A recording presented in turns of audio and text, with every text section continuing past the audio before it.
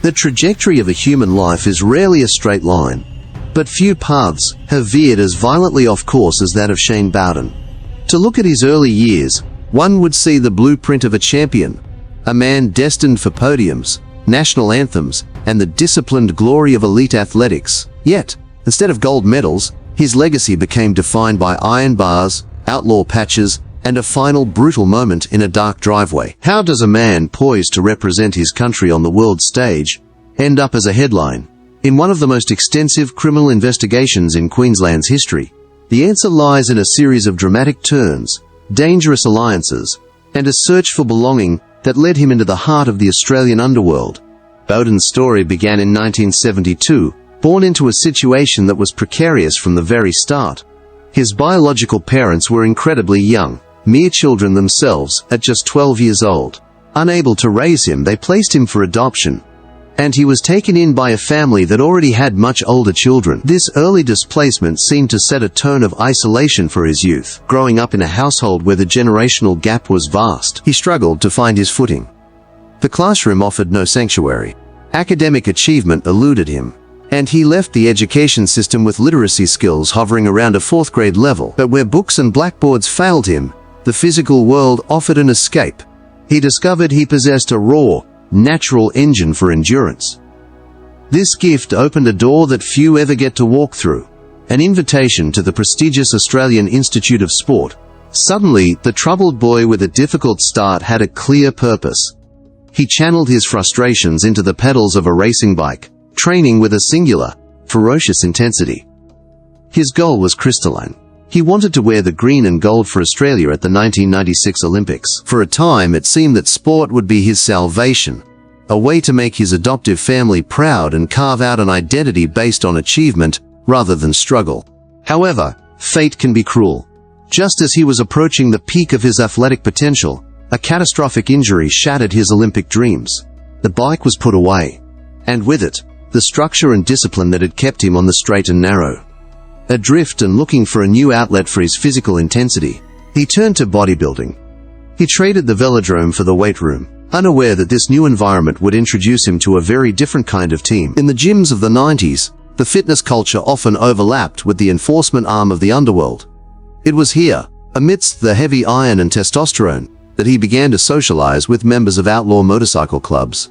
These men projected a sense of power and brotherhood that appealed to the former athlete. He was looking for a new tribe, and he found one in the Finks, a group notorious for their fearsome reputation. The discipline of the athlete was quickly corrupted into the loyalty of the enforcer, setting the stage for a descent into a chaotic world from which there would be no easy return. Within the hierarchy of the club, Bowden did not just fill a seat. He became a principal player in a specialized unit, known notoriously as the Terror Team. This was not a group for casual members. It was an elite cadre of enforcers, feared for their imposing physical strength and their willingness to execute the club's most aggressive demands. Their primary mandate was the collection of debts money owed to the organization through various illicit channels, including loans and substance distribution. When the Terror Team arrived, the time for negotiation had usually passed. Bowden's background in elite sports, combined with his formidable bodybuilding physique, made him a terrifyingly effective instrument of the club's will. By the late 90s, his rap sheet began to reflect this escalation in lifestyle. What started with fines for stolen property in 1996 quickly spiraled into convictions for assault and trafficking illicit substances, with police finding significant quantities of cocaine in his possession. By the time the millennium turned, he was already serving an 8-year sentence for a litany of over 20 charges. That prison did not rehabilitate him. It merely solidified his reputation. He emerged not as a reformed man, but as a hardened figure in the landscape of organized crime, ready to participate in one of the most public displays of gang violence Australia had ever seen. The tension reached its boiling point in 2006 during an event that would go down in underworld folklore as the Ballroom Blitz. The setting was the upscale Royal Pines Resort on the Gold Coast, which was hosting a kickboxing tournament, a night meant for sport that quickly turned into a battleground. The friction stemmed from a perceived betrayal that is considered the ultimate sin in outlaw culture, defection. Christopher Wayne Hudson, a former member of the Finks, had patched over to their bitter rivals, the Hells Angels. In the eyes of his former brothers, This was an unforgivable act of treachery that required a public response. As the event unfolded, a violent confrontation erupted. It was not a simple fistfight. It was a chaotic skirmish involving furniture, weapons, and sheer pandemonium. Amidst the melee, Bowden took decisive, lethal action. In the heat of the brawl, he produced a firearm and discharged it at Hudson, striking the defector in the face and the back. It was a brazen attack, carried out in a room full of witnesses, signaling a total disregard for the law. Remarkably, Hudson survived the assault, though his own story would later take a horrific turn when he became the perpetrator of the Melbourne CBD shooting a year later. Following the chaos at the resort, Bowden went to ground but eventually surrendered to authorities a month later. The judicial system came down hard, labeling him a serious violent offender and handing down a sentence of 6.5 years for attempted murder. For the second time, his athletic discipline was repurposed for survival in a cell. Yet, even as the heavy steel doors slammed shut, the trajectory of his life remained fixed. He was no longer just an athlete who lost his way. He was a confirmed heavy hitter in a world where violence was the only currency that mattered. When he was eventually released, he stood at a crossroads, but the path he would choose led straight back into the fire. The year 2013 marked a seismic shift in the Australian underworld, centered around a single, chaotic evening on the Gold Coast. On September 27th, the simmering tensions of the bikie culture boiled over into the public domain in an incident that would become known as the Broad Beach Brawl. Outside a busy restaurant, amidst families and tourists dining on a Friday night, a massive altercation erupted, involving nearly 50 members of the Bandidos and rival associates. It was a brazen display of lawlessness. Police were forced to deploy stun devices to quell the mob, but the violence reignited in a secondary clash shortly after. While the physical toll included hospitalized club members and injured officers, the true casualty was the public's tolerance. Viral footage of the melee beamed into living rooms across the nation, forcing the Queensland government to declare war on the clubs. The legislative response was swift and draconian. The state introduced the Vicious Lawless Association Disestablishment Act, commonly referred to as the Vlad Laws. This legislation was designed to be a hammer blow to organized crime, criminalizing the very act of association among club members and introducing severe mandatory minimum sentences for offenses committed by those with gang affiliations. For men like Bowden, the environment in Queensland transformed overnight from a playground into a police state. The laws gave authorities unprecedented power to seize assets and restrict movements, effectively making it impossible for high-profile members to operate. Faced with the choice of facing constant harassment or relocating, many, including Bowden, looked south to Victoria, where the legislative grip was, at the time, perceived to be looser. This migration sparked a restructuring of alliances. In a move that surprised many observers, Bowden did not just change postcodes, he changed his colors. He left the Finks, the club he had bled for and gone to prison for, and patched over to the Mongols motorcycle club. The Mongols were aggressively expanding their footprint in Australia, and acquiring a heavy hitter with Bowden's reputation was a statement of intent. For Bowden, the switch was likely a strategic calculation, a way to remain active and potent in the underworld, while distancing himself from the heat surrounding his old crew in Queensland. He was adapting to the new landscape, trading loyalty for viability. However, the change in scenery did nothing to temper his violent impulses. If the move to Melbourne was an attempt to fly under the radar, it failed spectacularly, just 2 years later. In 2015, Bowden, alongside his partner at the time Janet Campbell, orchestrated a terrifying home invasion that proved he was still a danger to the Isias-Later Dolzau community. Armed with a crowbar and a large Bowie knife, the pair forced their way into a Melbourne apartment. What followed was a nightmarish ordeal for the 4 occupants, 2 men and 2 women. Demanding money, the confrontation escalated rapidly. Bowden assaulted one of the residents before the situation dissolved into a frantic struggle, resulting in him stabbing both male occupants. The brutality of the attack was senseless and brazen, leading inevitably to his arrest.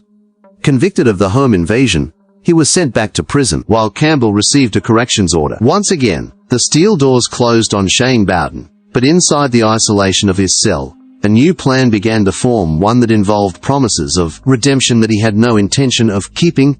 Behind the public facade of the hardened enforcer, there existed a complex, often contradictory private life.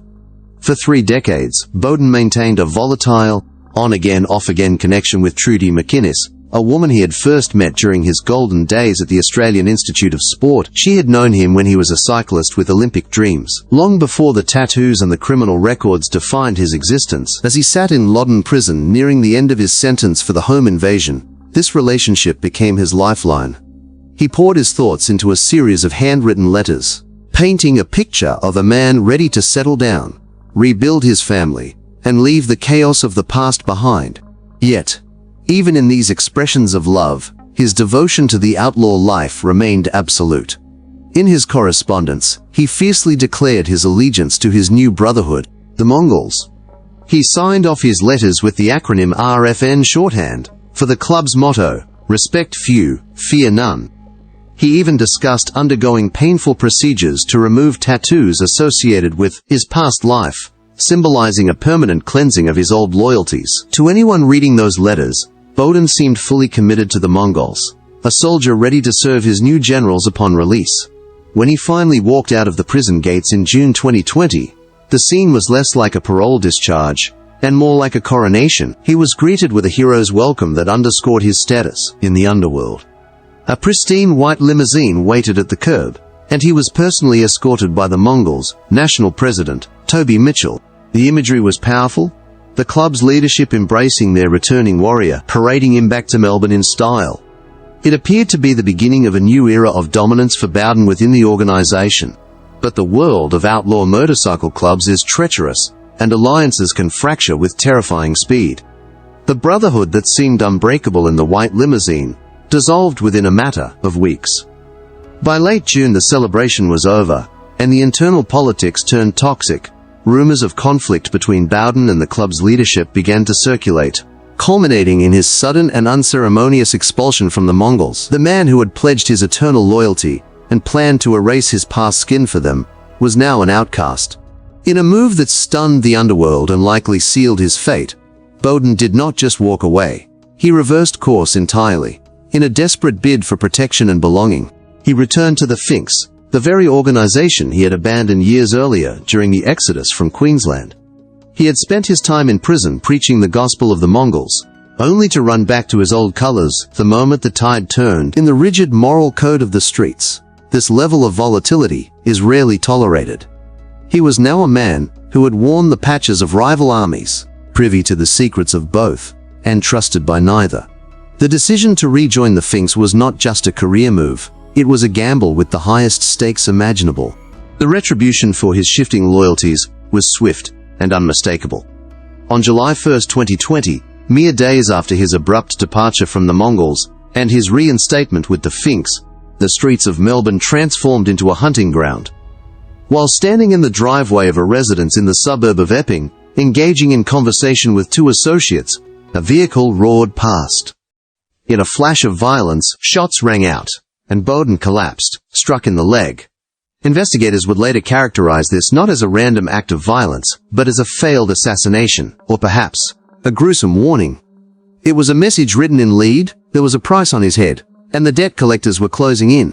This brazen attempt on his life signaled that his position in Victoria was untenable. The city he had moved to for sanctuary had become a kill zone. While recovering from his wounds in a hospital bed, Bowden contracted COVID-19, adding a layer of biological vulnerability to the physical threat he faced. The walls were closing in from all sides. Realizing that staying in Melbourne was tantamount to a death sentence, he made the decision to retreat to familiar territory. In September 2020, he boarded a flight back to Queensland, the state where his criminal journey had begun. However, this return was complicated by the strict pandemic-era regulations gripping the nation. His arrival sparked a media firestorm and a legal skirmish. He was accused of falsifying his border declaration pass, allegedly failing to disclose his recent infection status. The incident landed him in Southport Magistrates Court, where he was fined a modest sum. After the magistrate accepted, there had been confusion over the paperwork. It was a trivial legal hiccup compared to the storm that was gathering on the horizon. Believing he had put enough distance between himself and his enemies, Bowden attempted to settle into a new routine. He did not reunite with his longtime partner, Trudy McInnes, but instead moved into a residence in Pimpima on the Gold Coast with a new partner, Crystal Clement, and her two young children, For a brief window he seemed to find a pocket of calm, seemingly unaware that geography offers no protection against a determined hit squad. He resumed his training, returning to the gym, the one place he had always felt in control. But his movements were being watched, his patterns studied, and his routine catalogued by invisible eyes, waiting for the perfect moment to strike. That moment arrived just after midnight, on October 12, 2020. Bowden drove his black BMW sedan into the garage of the Cox Road property, returning from a late-night workout. He had barely brought the vehicle to a halt when the darkness erupted. Two hooded figures emerged from the shadows, launching an ambush of terrifying ferocity. In a span of just 13 seconds, the silence of the suburban night was shattered by a relentless barrage of gunfire. The attackers unleashed a storm of 21 rounds into the vehicle, 19 from a high-powered handgun and 2 devastating blasts from a shotgun. It was an exercise in overkill, a calculated execution designed to ensure there was zero possibility of survival.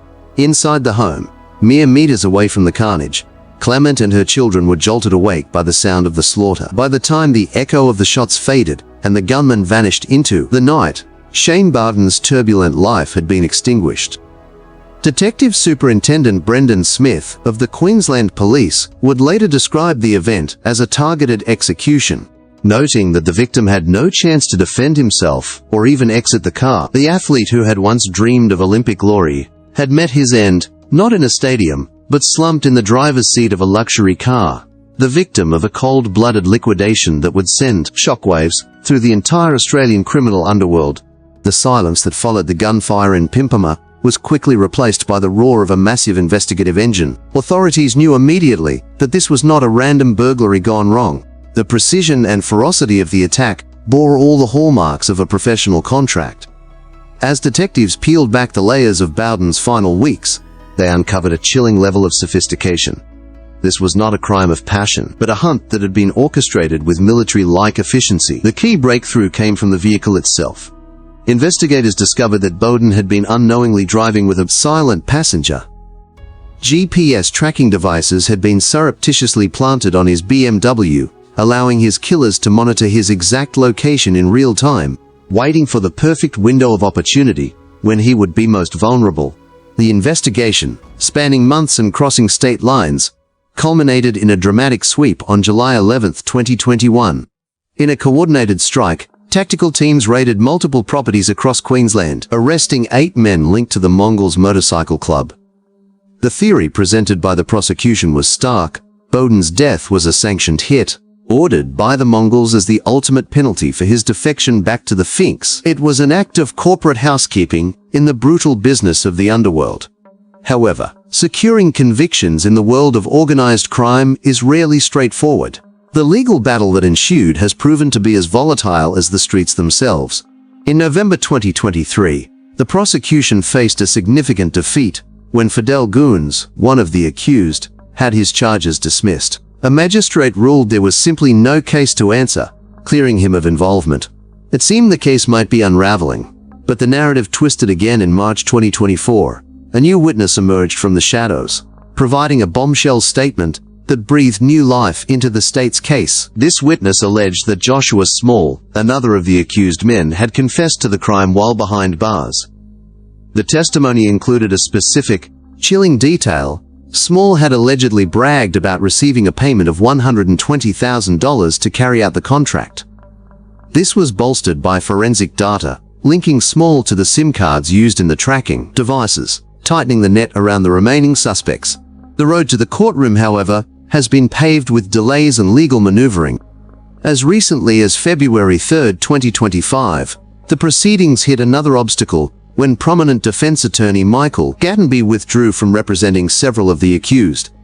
His departure came with the revelation that the defense intends to fight tooth and nail, arguing insufficient evidence and challenging the reliability of the witness transcripts provided by the Crime and Corruption Commission. These procedural battles have pushed the final reckoning further into the future. The stage is now set for a definitive showdown on October 13, 2025. The upcoming trial will not only determine the fate of the men in the dock, but will also serve as a public stress test for the Finnities state's ability to prosecute complex gang-related homicides. For the family of Shane Bowden, The wait for answers has been an agonizing marathon of uncertainty. The boy who was once poised for Olympic glory, who sought belonging in the arms of dangerous fraternities, eventually found only a violent end. As the gavel prepares to fall later this year, the true cost of that search for identity will finally be tallied. The legend of the Olympian enforcer remains a cautionary tale of talent corrupted by the code of the outlaw, a story where the finish line was not a podium but a crime scene tape fluttering in the wind,